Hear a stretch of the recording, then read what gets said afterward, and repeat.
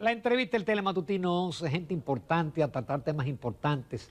Y ya hoy Jueves Santo nos alejamos de la política, de la economía, de los temas tan difíciles que nos acompañan a lo largo de todo el año.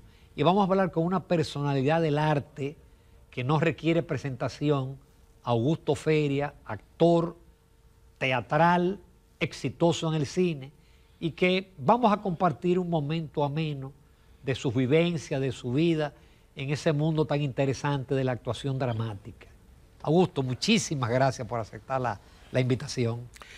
Gracias a ti por la invitación y estamos a tu orden, lo que se requiera de contar. Estamos dispuestos a contestarte cualquier pregunta. Augusto y yo nos conocimos de niños. Yo le decía Agustico. Agustico me dicen todavía. Jugábamos en el parquecito de la iglesia de las Mercedes. De las Mercedes. Pero después cada cual cogió su rumbo. ¿Qué te decide a ti a la carrera de actor? Yo imagino que en su momento tus padres no tuvieron de acuerdo. No, todo lo contrario. Ajá. Todo lo contrario. Tanto papá como mamá me apoyaron siempre. Naturalmente, papá quería que yo siguiera el negocio, que podía hacer ambas cosas a la vez, pero realmente me llamó mucho. Sí, porque ellos eran propietarios de empresas famosas aquella, porque la artística y la ferretería El Candado. Sí, correcto. Papá era socio de la artística, el segundo socio más importante, y del Candado era el propietario. Ambos negocios desaparecieron por razones, como decían, cosas del tiempo son y no de España. ¿Pero qué te animó a ti? Porque en esa época todavía el teatro dominicano no tenía... el teatro comenzó en el año 46, producto de una obra que escribió María Martínez, que se llamaba Falsa Amistad. Sí. Y entonces... Que fue un español que dicen que la escribió realmente. Sí, se dice que fue Almoina. Almoina, exactamente. Incluso es impactante porque la obra se hizo una suerte de expectativa. Cuando parece ser que Trujillo formó en el año 44 una compañía de publicidad para hacer la promoción del centenario. Entonces parece ser que esa misma compañía asesoró a la gente de Falsa Amistad, que la dirigió Emilio Aparicio. Emilio Aparicio se había dado a conocer por un programa radial que era de la casa Sterling. Sterling Products. Exactamente. Y entonces ellos hacían radionovelas. A diferencia de los que habían hecho anteriormente, que hacían prácticamente lecturas animadas en la radio, Emilio, muy hábil, redujo el tiempo a 15 minutos, quizá copiando a los cubanos o no sé, y entonces dejaba la expectativa y esos 15 minutos eran seguidos por toda la población diaria, en HZ. Y entonces él se había dado a conocer por esa vía y entonces lo contrataron para dirigir Falsa Amistad. Y en los periódicos salía FA, ¿qué será FA? Y no sé qué, una expectativa, ¿no? Entonces la gente decía, fue Almoina, cuando salió publicado que la prestante dama, la gran intelectual María Martínez de Trujillo, una vieja gorda que ni leer sabía, con unos impertinentes, y se presentaba insoportable, una mujer insoportable. Y entonces el público, la gente, dijo, no, hombre, no, eso fue Almoina. Falsa Amistad fue Almoina. ¿Esa fue la primera obra? No, aquí el teatro siempre ha existido. Sí, desde la Trinitaria, ¿no? No, desde antes. Está el entremés el entremés en el siglo XVI, que se hizo famoso porque era en contra del poder. Entonces hubo un escándalo, un escarceo, y por eso se conoce el entremés de Llerena. Luego hubo otro teatro, el Teatro de los Franceses, que fue producto de una batalla entre ingleses y franceses que perdieron los franceses, y entonces se instalaron ahí en la iglesia al lado de la Salomé Ureña, esa iglesia que está ahí, Regina. la Regina Angelorum, y por cierto, que entre los estatutos de ese teatro, las mujeres tenían más poder. Increíble. En esa época, principio del siglo XIX. Y las mujeres decidían más que los hombres incluso.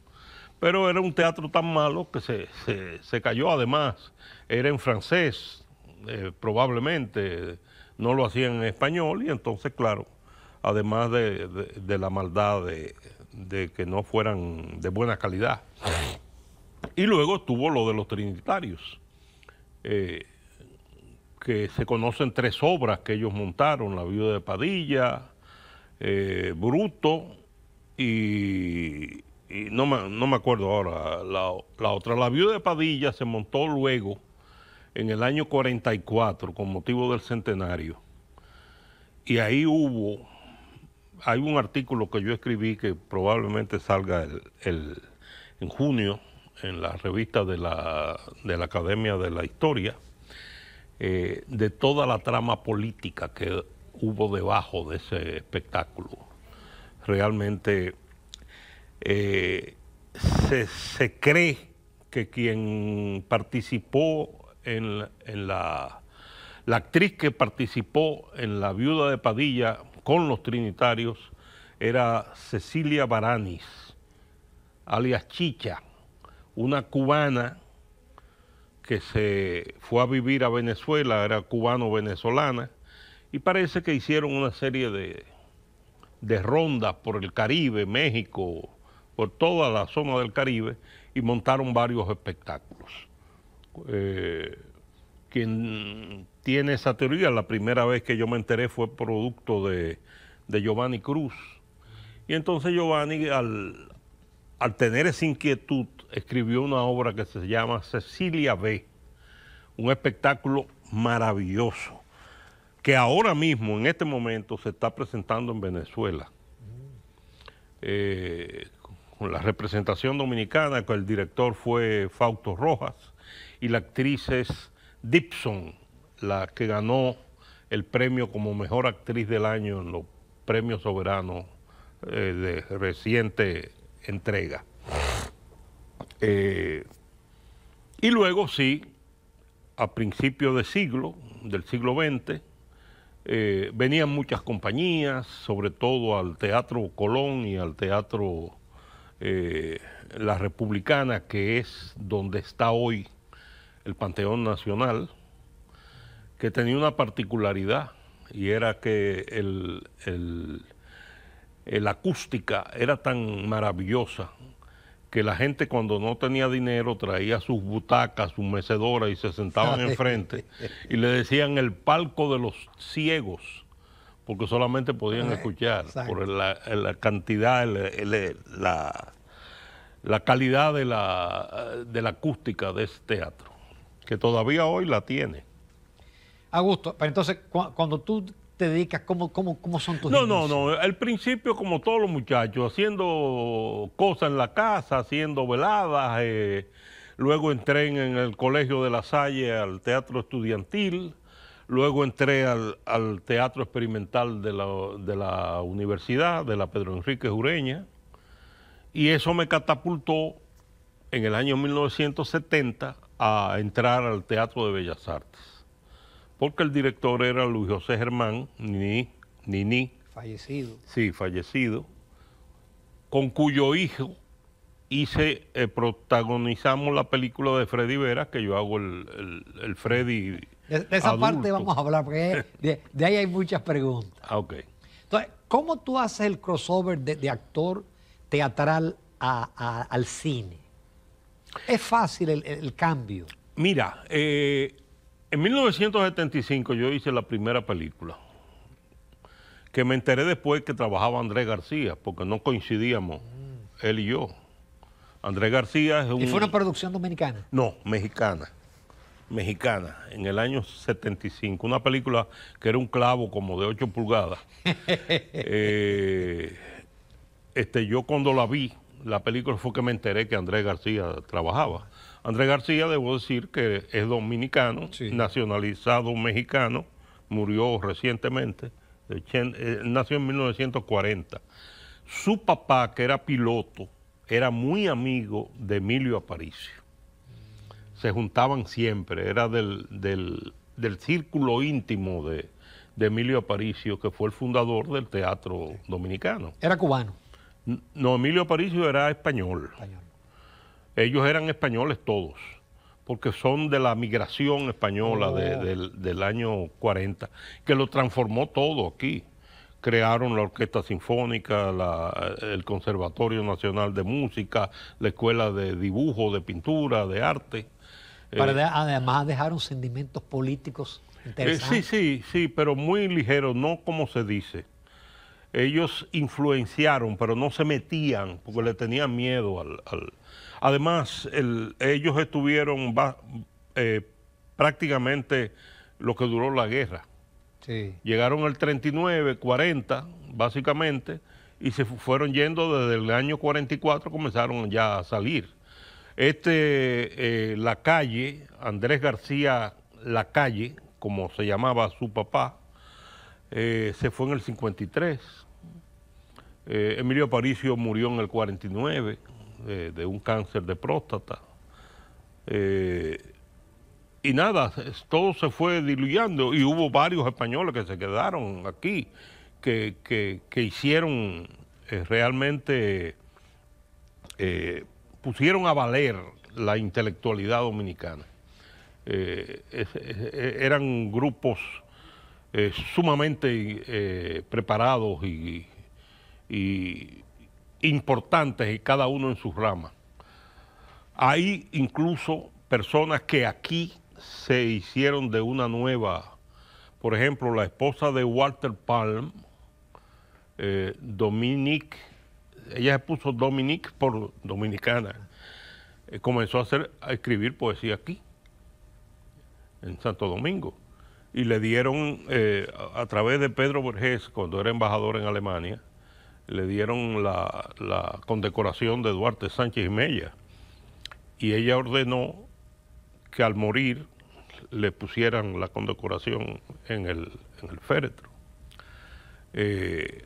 Hubo otro español, ahora no recuerdo el nombre, que comenzó a pintar aquí. Es decir, que fue un aporte, de parte fue un aporte cultural importante. Importante, sí, sumamente importante. Entonces, tu primera película fue en el 75. Sí, correcto. Después, en el 78, entonces el grupo de teatro al que yo pertenecía, que se llamaba Nuevo Teatro, comenzamos a hacer cine para la televisión, es decir, obras de teatro transformadas en cinematográficamente para la televisión.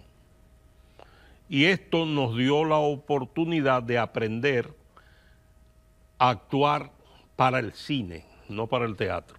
Porque en el teatro tú tienes que impostar la voz, tienes que exagerar un poco más. Para el cine no, el cine se te mete la cámara aquí y te lee hasta los pensamientos. Porque uno a veces siente como que en el teatro hay una sobreactuación. No, es simplemente que tú tienes que impostar la voz para que el público te escuche. Yo trato de ser lo más orgánico posible, tanto en teatro como en cine, es decir, de forma natural, sin que sea exagerado, pero no todo el mundo logra eso. Hay muchos excelentes actores de cine que no han dado pie con bola con el teatro y viceversa. Es decir, el lenguaje es diferente. No, incluso yo he visto actores famosos en Estados Unidos que su gran epopeya es haber hecho una obra de teatro. Sí, por ejemplo, hay una actriz, no me acuerdo ahora el nombre, yo soy malo para recordar los nombres, en que hizo teatro y fue un fracaso total. Creo que duró una semana en cartel nada más. Y es famosa en cine. Incluso una figura hermosa en el cine, pero no dio pie con bola. Ahora, tú te mantuviste siempre el teatro junto al cine, ya cuando entras de lleno al cine. Es decir, tú te mantienes... Sí, claro. Yo soy presidente de la Asociación Dominicana de Actores de Cine, ADAC, que lo que hace es precisamente proteger a los actores en sus actuaciones cinematográficas, sus derechos, etcétera. Conseguimos que el gobierno firmara el Tratado de Beijing, que tiene 4 posibilidades para los actores en cine, etcétera. Es decir, estamos trabajando siempre con ese tipo de cosas. Y en teatro yo tenía un tiempo largo que no hacía teatro, y sin embargo hice teatro este año que pasó, y el miedo que tenía, que era el miedo a la memoria, se me quitó. Y este año tengo 2 proyectos, por lo menos, para hacer. Uno de mis hijos, no el que te entrevistó, me comentó un día que fue a una obra y me preguntaba, papi, pero ¿cómo logras retener todo ese diálogo tanto tiempo? Porque en una película, bueno, corta, acción, pero en el teatro hay que tener memoria. Sí, eso es hacerlo constantemente. Eso es pasarse de días, horas al día, repitiendo, hasta que se convierta ese texto en una segunda naturaleza y te surge, como estamos hablando ahora. Es mejor que eso, porque ya te lo sabes. Yo tengo que pensar, si me acuerdo de un nombre y no me acuerdo de él en ese momento, no puedo decírtelo. ¿Y nunca te pasó que se te olvidó una línea? Sí, a veces tú te vas negro. Como en televisión. Sí. Y ahí tienes que improvisar. A veces improvisar, recuerdo una vez que estaba haciendo de Ibsen Un enemigo del pueblo y me fui a negro. Y yo lo que hice fue que disimuladamente me puse al lado de la pata del teatro. Las patas son las cortinas esas que hay en los laterales para el aforo. Y le dije a una de las actrices, huye, que me fui a negro, dame el texto. Y ella de una vez buscó y me soltó, ya de que me dijo las 2 primeras palabras, ya yo recordé y seguí. En el cine, corte y volvamos. No, espérate, se me olvidó cómo es la vaina. Es diferente. Vamos a hacer una pausa. Esta conversación está tan interesante que se fue rápida. Pero vamos a hablar ahora de las 2 grandes películas en que actuó Augusto y que fueron 2 grandes personajes, digo, totalmente diametrales. Pero vamos a ver cómo él se metió en cada uno de esos personajes. Volvemos en unos minutos con el laureado actor Augusto Feria. Continuamos esta entrevista diferente con Augusto Feria. Habíamos comenzado que nos conocimos de niños, pero cada cual cogió un rumbo diferente. Augusto ha desarrollado una carrera interesantísima en el teatro, también en el cine. Y entonces estamos hablando de sus vivencias. No cabe duda que todavía se está hablando de la película de Freddy. Sí. Freddy fue quizás una de las figuras más importantes de la televisión de todos los tiempos. ¿Cómo te resultó fácil o difícil meterte en el personaje? Y el reto que significó para ti. Bueno, en el caso de Freddy, yo lo conocía. Sí. Había trabajado con él varias veces. Él me llamaba de vez en cuando a trabajar en su programa, a hacer personajes diferentes, ¿no? Y yo lo conocía, pero necesitaba conocer más, y yo con Giancarlo tuvimos 4 o 5 horas metidos en un restaurante donde reímos, lloramos, bebimos, comimos, todo. 4 horas de información. Entonces, en ese caso de Freddy, como yo hacía el Freddy viejo, el adulto, ¿no? El que fallece. Sí. Hubo un médico que es actor también, que en la película hace de Jackie Núñez, que se llama el doctor Sócrates Montaz, que me hizo una anécdota que me dio el toque exacto de lo que estaba pasando con ese personaje de la vida nacional. Él me contó que en una ocasión estaba lloviznando y Freddy venía con su nieta, asumo yo que era la nieta, me dijo una niña, yo asumo que es la nieta, cerca de Corazones Unidos. Sócrates Montaz tiene su consultorio en Corazones Unidos, y él lo metió rápido. Me dijo, pues tú te estás volviendo loco, tú no te podemos, si te da una neumonía con la condición que tú tienes, es catastrófico. Y él lo que le contestó, como se ponía él, ¡caña! A mí que me importa, que yo qué, ojalá me parta un rayo, que no sé cuánto. Eso me dio a mí la tesitura por donde él andaba. Es decir, un hombre, todos sabemos que nos vamos a morir. Pero no queremos morir. Pero él tenía fecha de vencimiento. Lo he repetido así, de esa forma, muchas veces. Y entonces, claro, él se estaba preparando para aquello que iba a suceder, además de que duró un año más. Generalmente los que tienen esa enfermedad duran 3 años, él duró 4, o 2 años y 3. O no, a veces menos, porque fue páncreas. A veces el páncreas se determina tarde, en 3 o 4 meses. Exacto. Pero bueno, él duró más, hasta el punto de que en los Estados Unidos pidieron autorización para estudiar su caso. Eso lo que trajo fue esas informaciones. Un actor se llena de informaciones que están en el subconsciente. Hubo una escena en la película en la que yo voy subiendo por las escaleras y le digo a la que hace de mi esposa, Bernardita García Smester,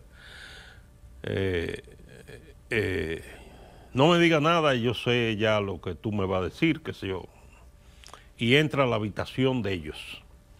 Cuando vamos a hacer esa escena, yo estaba sumamente cargado de emociones y era un texto sumamente largo. Le dije a Bernardita, cáeme atrás. Entonces, antes de comenzar la escena, llamé al director de la película, Giancarlo, que fuera al set. ¿Sabes? Cuando se filma una película, ahora modernamente no está ahí el director, sino que está por... Tengo una computadora por allá atrás. Sí, viendo 60 monitores, llevando el asunto desde las imágenes, y el director de fotografía, que ese sí está presente. Yo le dije, vengan, por favor. Yo no sé lo que va a pasar aquí ahora. Yo estoy sumamente cargado. Vamos a hacerla, que las emociones no se pueden repetir. A veces lo puedes lograr, pero otras veces no. Traten de no meter la pata a ustedes desde el punto de vista técnico. Y vamos a ver qué pasa.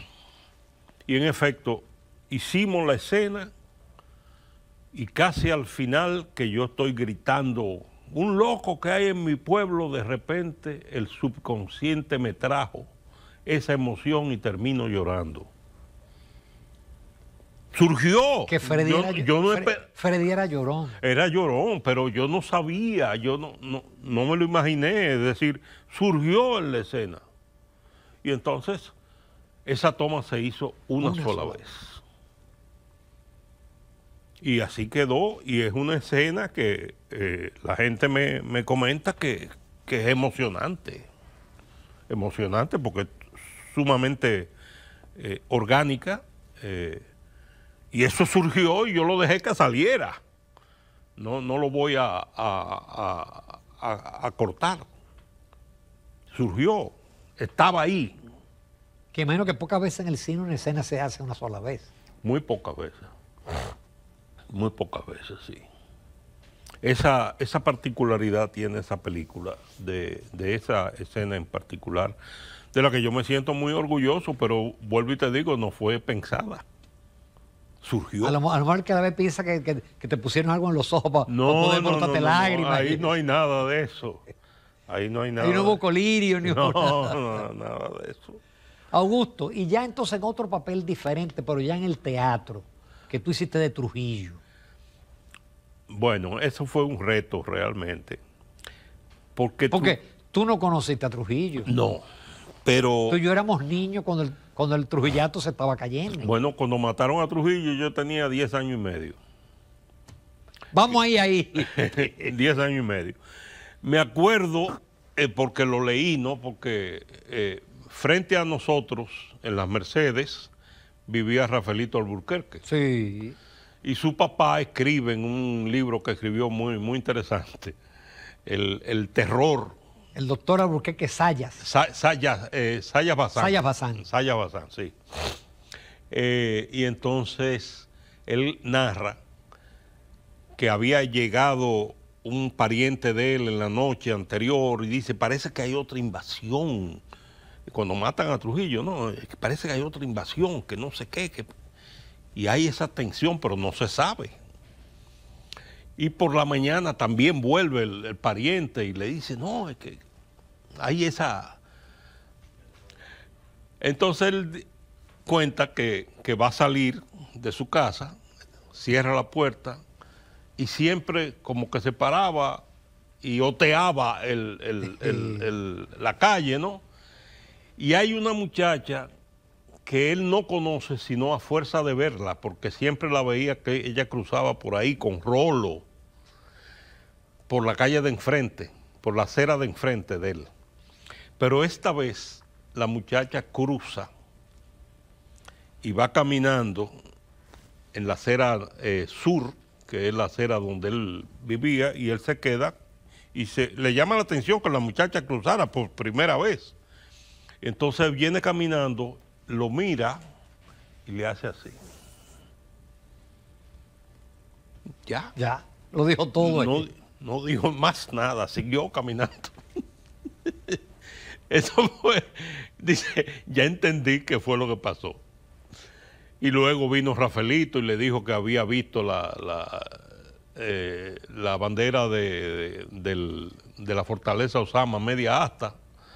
Y entonces estaban todas las señales. Ya estaban todas las señales. Yo también me di cuenta de que estaba en el Partido Dominicano porque nos devolvieron del colegio a las 10 de la mañana. Y yo entonces crucé rápidamente donde mamá. Le dije, mamá, yo vi ¿qué es lo que está pasando? Y ella me dijo, cállate, carajo, cállate. Así y se metió al baño, cerró las 3 puertas y sentada en el inodoro, haciendo pipí, me dijo, es que dicen que mataron a Trujillo, pero cállate, coño. Fue así. El miedo era terrible. Sí, fue así. Entonces, pero ese papel te fue fácil. No. Lo que pasa es que Trujillo tiene muchas facetas. Tú sabes que me ayudó mucho el libro de Hans Vise Delgado. Porque él lo clasifica, el carácter de Trujillo, como la faceta de la luna. Y hay entonces, claro, momentos en que yo pongo una cerecita aquí, otra allí, desmistifico el personaje, siempre en colaboración con el director, que es Manuel Chapuzó. Yo le hacía la propuesta, por lo general él las aprobaba. Hubo una que me dijo que no, pero otras sí. Cuando desmistificamos a Trujillo, porque él se veía siempre peinado. Yo lo vi una vez, precisamente en la Puerta del Conde. Habían una cantidad de campesinos ahí. Yo estaba en el medio siendo un muchacho y lo veo con aquel rostro blanco. Rosado. No sé si es por la cantidad de veces que yo he visto el uniforme ese que le llaman, que es blanco con el pantalón negro. ¿Y el unicornio? No. El bicornio él lo usaba como una forma, esa era parte del teatro, del espectáculo, y lo decía. Es decir, él decía que el bicornio era para que lo vieran como un demiurgo, y usaba la palabra. Pues no crean ustedes que era un estúpido. No, no, no. Si no manejó 31 años, no era ningún estúpido, como quieren pintarlo los que se quedaron con la fortuna. El tipo era estupendo y le gustaba. Y era conocedor de la psicología del dominicano. Del dominicano, era un gran conocedor, y incluso él a los extranjeros le gustaba embadurnarlo y lo llenaba para que sintieran que él era el poder realmente, no solamente aquí, sino fuera de aquí. Es decir, le contaba historia. Hubo un músico que llevó, ¿cómo se llama? Un músico italiano vino para tocar con la orquesta sinfónica Jacinto Gimbernard, y entonces... Jovencito, Jacinto Gimbernard. Don Jacinto. Y entonces no sé si fue el músico que quería ver a Trujillo, que quería conocerlo, que no sé qué, hasta que él llamó al palacio y le concedieron la entrevista. Al otro día, a tal hora. Y a tal hora, olvídate que estaba abriendo el despacho el hombre, a la hora en punto. Y entonces él comienza a hablarle de la ciudad natal del italiano y de la campana de la iglesia, que era famosa. Él fue preparado a la conversación. Para decirle a este hombre todo lo que él sabía de su pueblo. Increíble. Son cosas que poca gente sabe. Oh, pero claro, y con un inglés. Tráigame los 15 minutos antes de que se vaya. Y antes de que se vaya, va y el hombre comienza a ponerse nervioso, que no, ¿y qué le pasa al inglés este suyo? Al inglés suyo. Tú lograste captar la voz de él. Sí, esa voz aflautada. Sí. Tengo que concentrarme para ello, pero logré más o menos un símil parecido. Entonces le decía, ¿qué es lo que quiere? No, que él dice que el avión, dice, no se preocupe, que el avión va a estar esperándolo ahí con los motores encendidos, solamente esperando que él llegue al aeropuerto.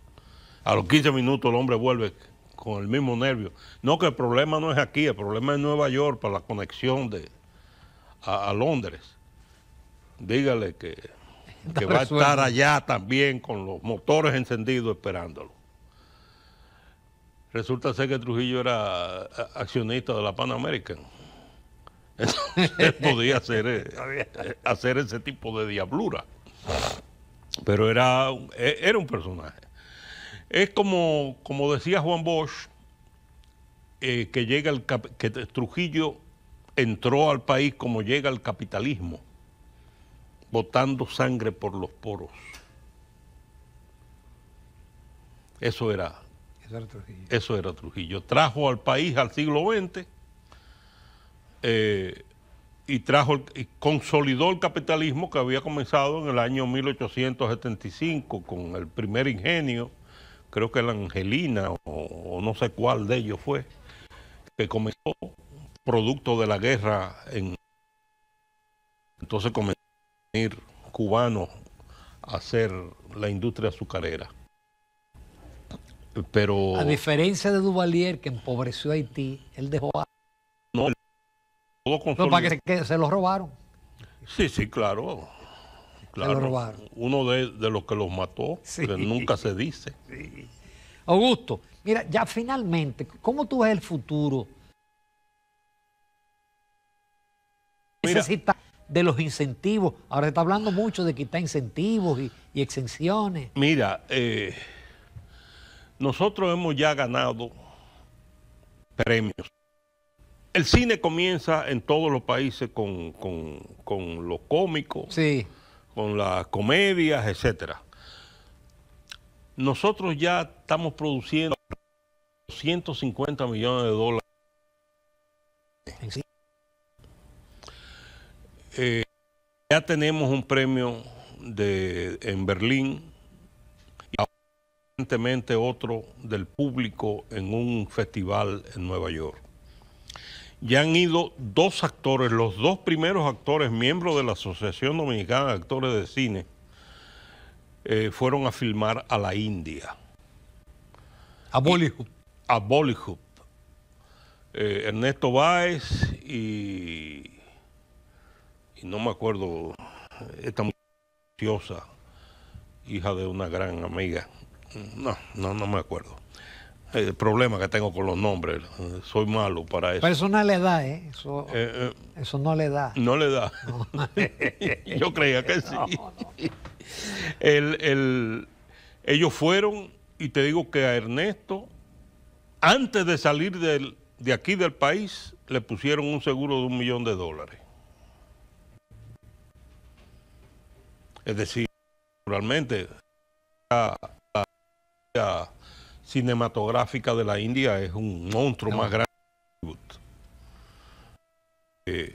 Pero por lo menos fueron 2 actores a trabajar en la India. Yo no creo que quitando los incentivos, porque el incentivo que tú dices, no, porque estamos pagando de los impuestos, que no sé qué, está bien. Pero ¿cuánto produce en impuestos esos empleos que tú estás contratando? Que se han creado muchos empleos. Ya aquí tú puedes filmar, creo que son 7 películas al mismo tiempo.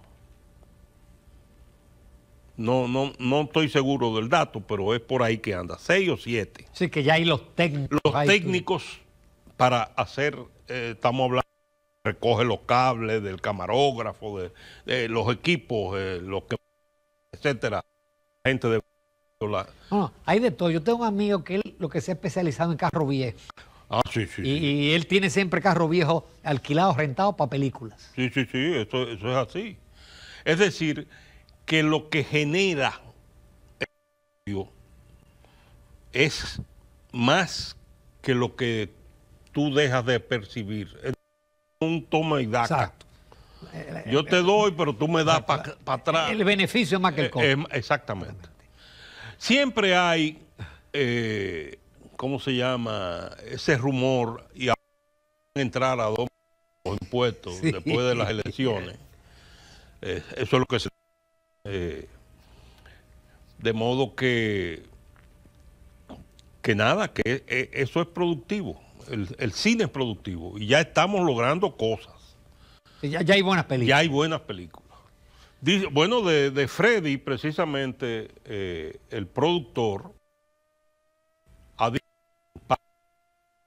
que él es el embajador, el cónsul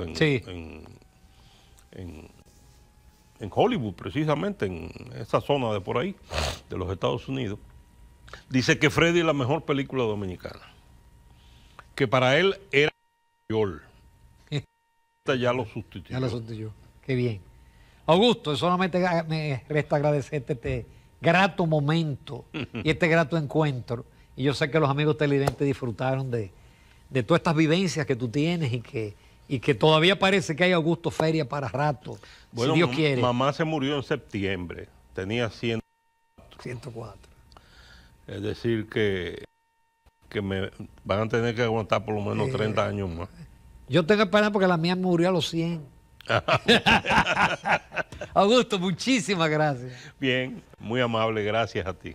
Continuamos, amables televidentes, con el Telematutino 11, nos vamos ya a la recta final.